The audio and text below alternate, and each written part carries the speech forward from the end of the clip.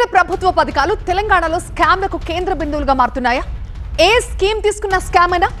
Central స్కీమ్ల విషయంలో కాంగ్రెస్ సర్కార్పై నిన్నటిదాకా BRS తీవ్ర విమర్శలు గుప్పించేది. ఇప్పుడు బీజేపీ కూడా అదే బాట పట్టింది. కేంద్ర పథకాల అమలులో రాష్ట్ర ప్రభుత్వ నేతలు దోచుకుంటున్నారంటూ బీజేపీ నేతలు ఆరోపణలు చేయడం ఇప్పుడు హాట్ టాపిక్ గా మారింది. వాళ్ల వాదనే నిజమైతే ఏ స్కీమ్ లో ఎంత స్కామ్ జరిగినట్టు, అవి ఎవరి జేబులోకి వెళ్ళినట్టు? ఒకటి కాదు, రెండు కాదు, అనేక సెంట్రల్ స్కీమ్లను అడ్డం పెట్టుకుని తెలంగాణ కాంగ్రెస్ నేతలు దోచుకుంటున్నారనే ఆరోపణలు జోరుగా వినిపిస్తున్నాయి.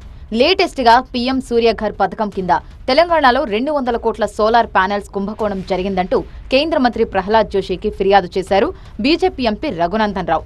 తెలంగాణలో 40,000 ఇళ్లకు సోలార్ ప్యానెల్స్ పెట్టే పేరుతో ఇంటికి 50,000 చొప్పున దోచుకున్నారని అన్నారాయన. 200 యూనిట్ల ఉచిత విద్యుత్ హామీ అమలు పేరుతో కేంద్ర ప్రభుత్వ నిధులను దారి మళ్లిస్తున్నారని ఆరోపణలు చేశారు. సూర్యఘర్ పథకం అమలు కోసం 40,000 ఇళ్లకు కేంద్రం ఇచ్చిన నిధులను రాష్ట్ర ప్రభుత్వం దుర్వినియోగం చేసిందన్నారు. 1.36 లక్షల రూపాయలకు ప్రతి ఇంటిపైన సోలార్ ప్లేట్లను పెట్టేందుకు ఒక కంపెనీ టెండర్ దక్కించుకుంది. ఆ సంస్థ మరో కంపెనీకి కాంట్రాక్ట్ ఇచ్చింది.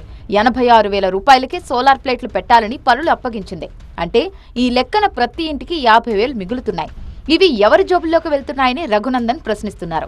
పైసలు మాయి, సొమ్ము కేంద్రాన్ని, సోకు కాంగ్రెస్ వాళ్ళు తిట్టేది. మళ్ళీ పొద్దున్న లేస్తే కేంద్ర ప్రభుత్వం ఏం చేసింది, 8 మంది ఎంపీలు ఉండి ఏం చేసినారు?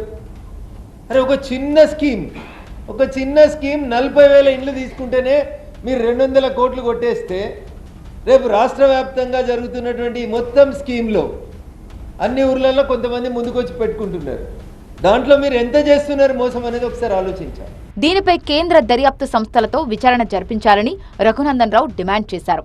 అయ్యా బట్టి విక్రమార్క గారు, మీరే విద్యుత్ శాఖ మంత్రి గారు కాబట్టి దీని మీద విచారణ జరిపిస్తారా? లేదు కేంద్ర ప్రభుత్వ సంస్థలతోటి దీని మీద విజిలెన్స్ రిపోర్ట్ను ఒకటి కాల్ఫర్ చేయమని ఈరోజు సంబంధిత మంత్రి గారిని కలిసి నేను రాతపూర్వకమైనటువంటి ఫిర్యాదు చేయడం జరిగింది. దీనివల్ల రేవంత్ రెడ్డి గారు మీరు రెండు విషయాలు ఆలోచించాలి.